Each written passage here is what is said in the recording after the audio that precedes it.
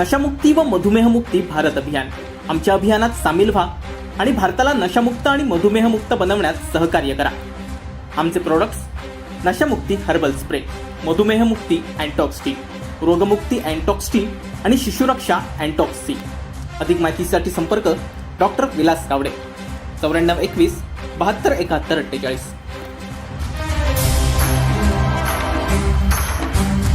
सिंधुदुर्ग जिल्ह्यात काल दुपारी 12 वाजेपर्यंत एकूण 55,894 कोरोनाबाधित रुग्ण बरे होऊन घरी परतले.